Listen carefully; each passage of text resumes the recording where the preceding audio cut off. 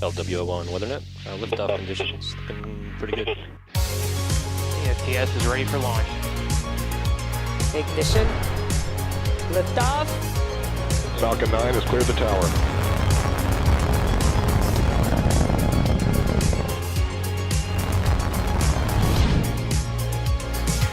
Ten, 9, 8, Side booster ignition. 6, 5, 4, 3, 2, 1.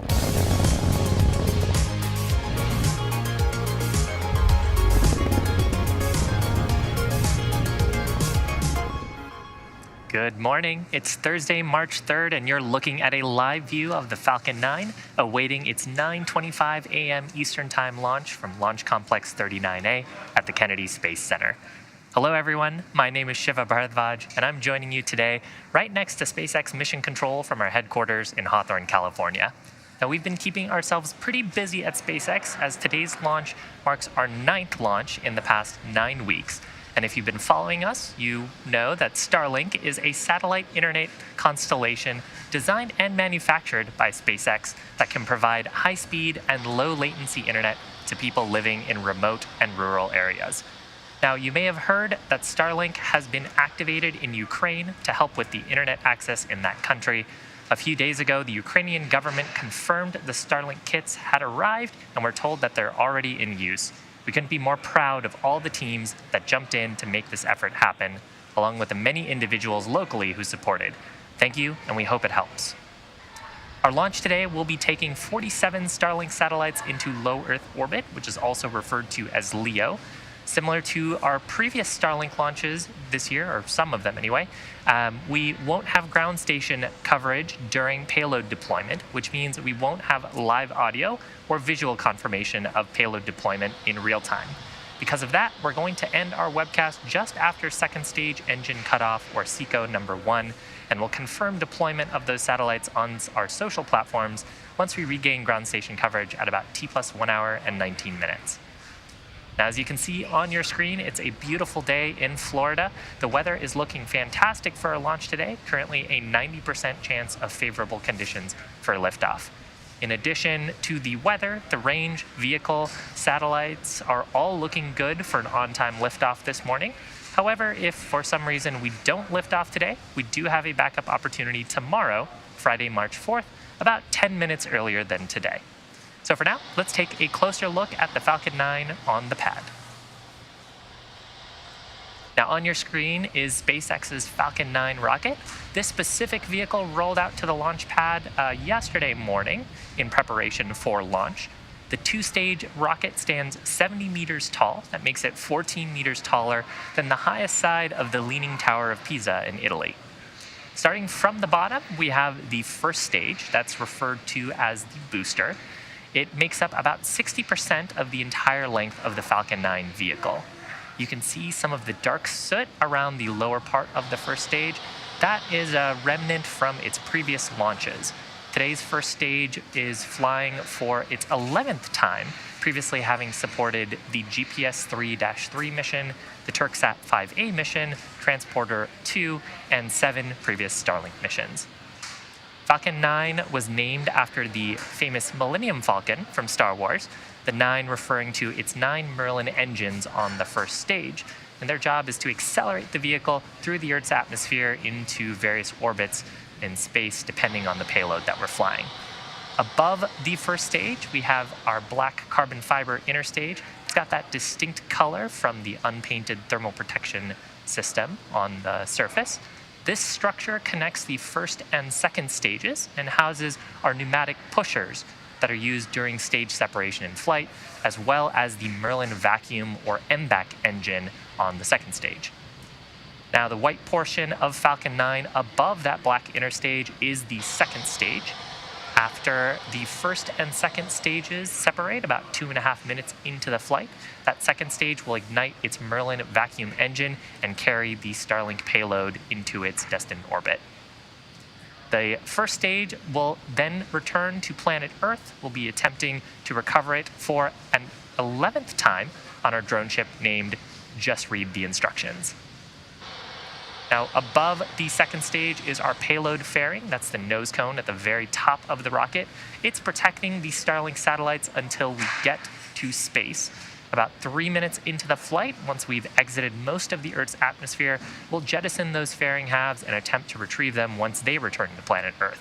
We want to jettison those fairing halves as soon as we can because the weight of the fairing does decrease second stage performance. So once we're through the atmosphere, we don't need them on the vehicle anymore.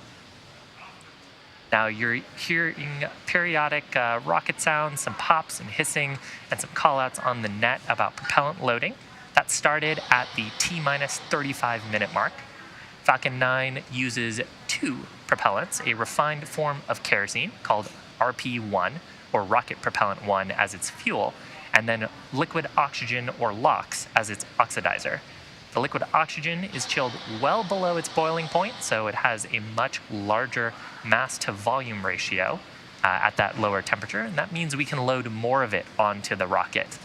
In addition to these 2 propellants, we also use a chemical called TTAB, that's triethyl aluminum and triethyl borane, as an ignition source. So the combustion of the Rocket Propellant 1 and liquid oxygen is what makes the rocket go, but it's the TTAB that ignites that mixture to kick off the combustion reactions. Now, we'll be filling liquid oxygen onto the first and second stages as close as possible to the T-minus 0 mark as possible.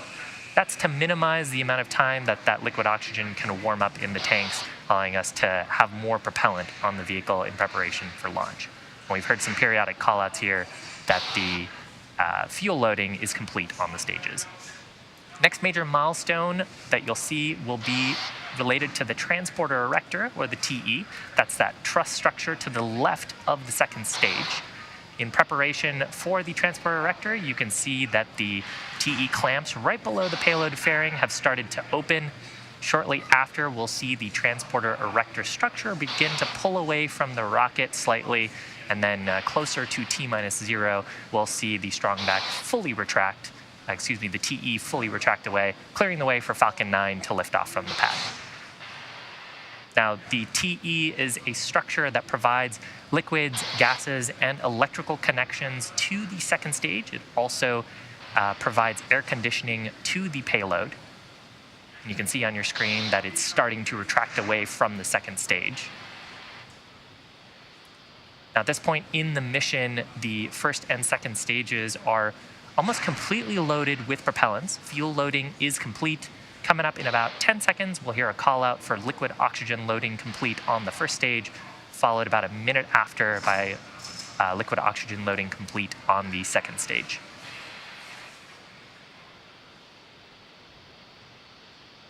Speaking of that liquid oxygen, you're seeing some gassy clouds around the vehicle. Those are actually caused by that liquid oxygen. We periodically vent some of the gaseous liquid oxygen in the tanks to maintain the pressure as we top it up. And once that cold gaseous oxygen comes into contact with the Florida air, it actually causes water vapor to condense and forms literal clouds around the vehicle. Now, the payload, the Starlink payload, continues to look healthy. We're not tracking any issues with this Falcon 9. Weather is continuing to look favorable, and the range is green for launch. Coming up shortly, we will have LOX loading complete on the second stage, as we're coming into T-minus 2 minutes to launch.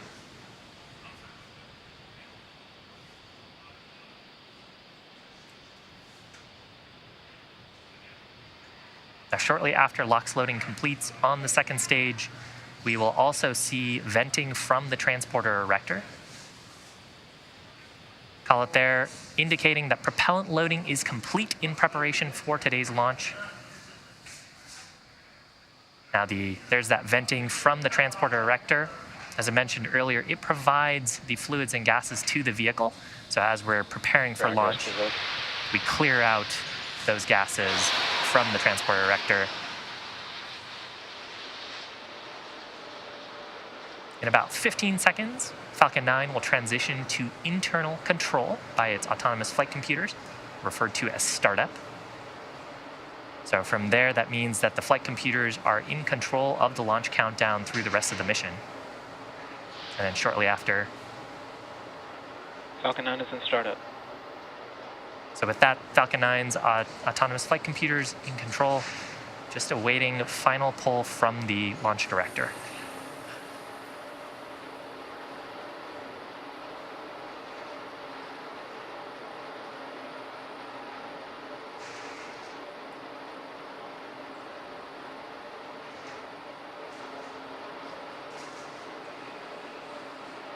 T-minus 30 seconds. LD, go for launch. So just under 30 seconds to go. Launch director giving their final go for launch. Let's watch the final seconds here of terminal count as Falcon 9 takes these 47 Starlinks to low Earth orbit. T-minus 15 seconds. 10, 9, 8, 7, 6, 5, 4, 3, 2, 1, 0. Ignition and liftoff.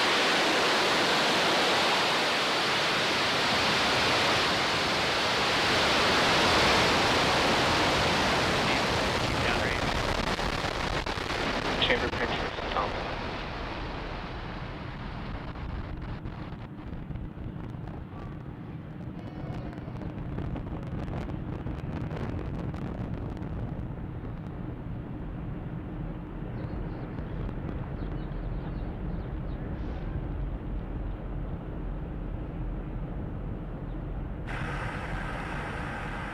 T plus 40 seconds into flight, Falcon 9 lifting off from Space Launch Complex 39A at the Kennedy Space Center. Power and telemetry nominal. Carrying 47 Starlink satellites to low Earth orbit.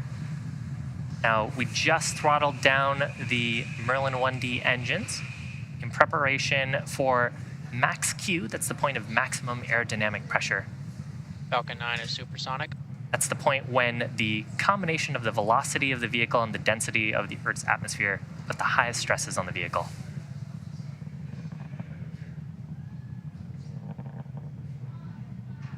Max Q. So with that, we are through the point of maximum aerodynamic pressure. Stresses on the vehicle will continue to decrease as we continue up to orbit.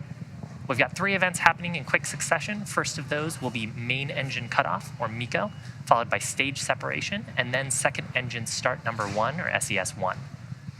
Main engine cutoff is where all 9 of the Merlin 1D engines will shut down to slow down the vehicle in preparation for stage separation. That's where the first and second stages will separate using those pneumatic mechanisms in the interstage. Right after stage separation, the first stage will be making its way back to Earth for landing. And we will be attempting to recover the first stage today on a drone ship stationed out in the Atlantic named Just Read the Instructions. Vehicle is following a nominal trajectory. Now, while that's happening, stage 2 will continue on its journey with the third event. That's second engine start number 1, or SES1. It'll start its Merlin vacuum engine and take those Starlink satellites to orbit. It's coming up, just a few seconds. MECO, main engine cutoff, followed by stage SEP, and then SES1.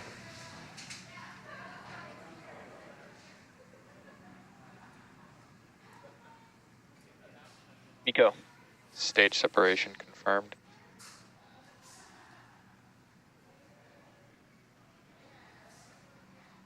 Now we'll see pretty shortly here fairing deployment as well.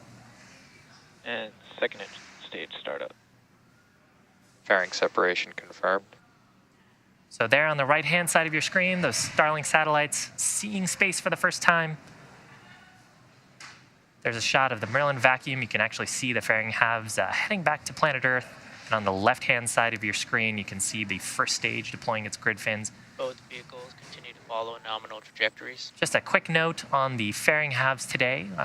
One of those is flying for its 3rd time. The other is flying for its 4th. And we will be attempting to recover both halves today using our recovery vessel named Bob. Now, stage 2 is continuing to its target orbit. The first stage, which you can see on your left-hand side, has a couple of burns to make before it can make its way back to planet Earth.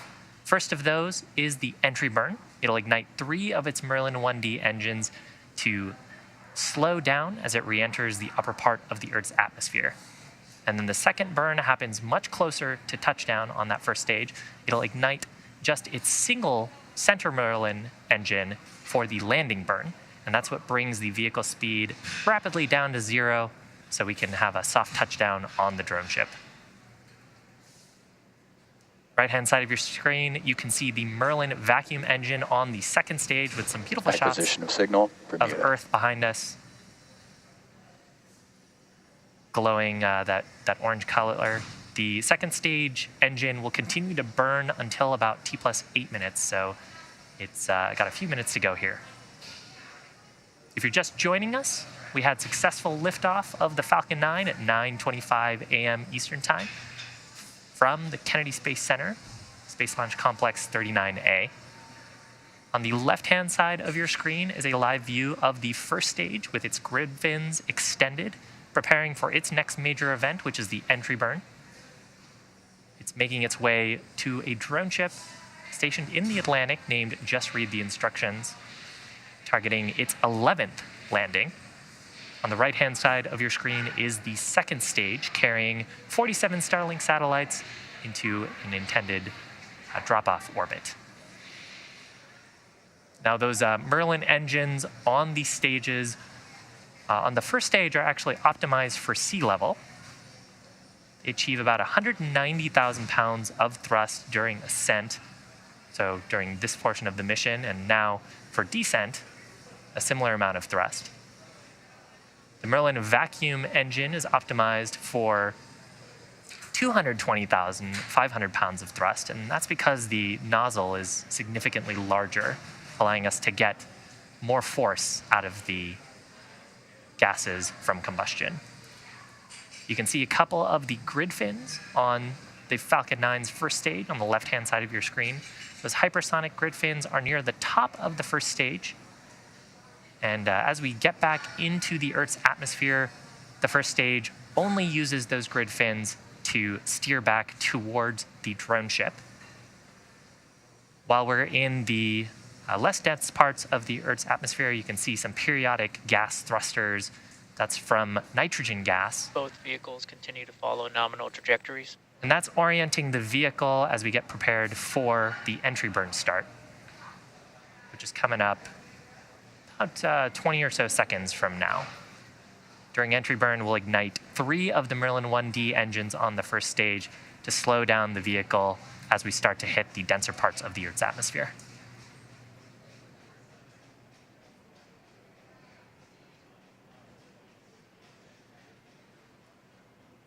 Stage 1, entry burn, startup. Stage 1 FTS is safe. So confirmation of entry burn startup. Stage 2 FTS is safe. This burn lasting just about 20 seconds. You can see rapidly reducing the velocity of the first stage.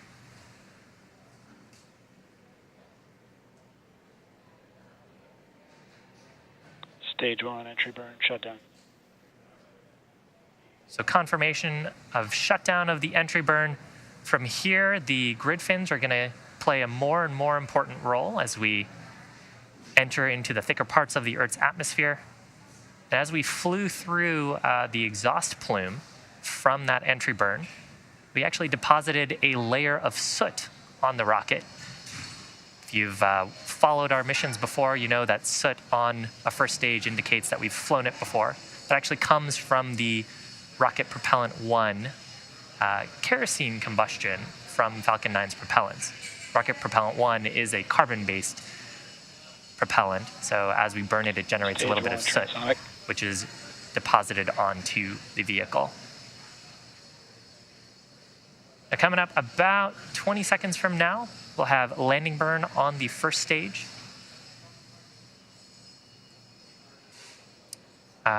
We may not have video confirmation of that part of the mission, so I'll try to give callouts if I can hear them on the nets.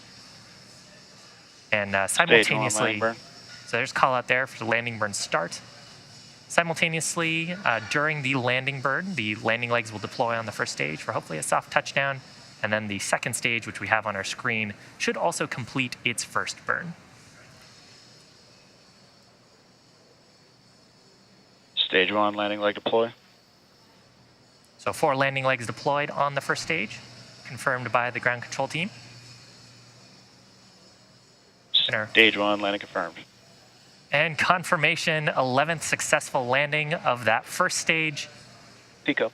26th overall landing on just read the instructions. Here you can see a shot there. We also had a call out. Nominal orbit insertion. 2 callouts there on the second stage, confirmation of second engine cutoff and a nominal orbit, which means those Starlink satellites are right where they want to be for the upcoming payload deployment.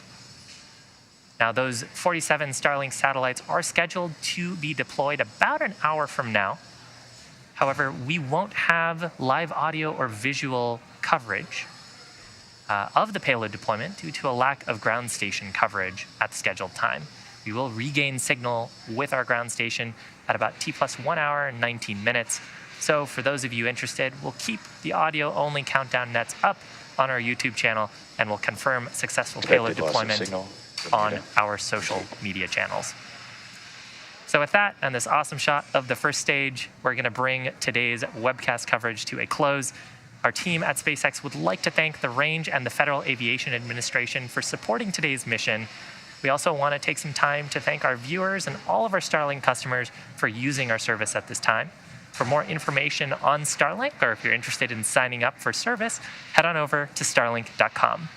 Thanks for joining us, and we'll see you again real soon.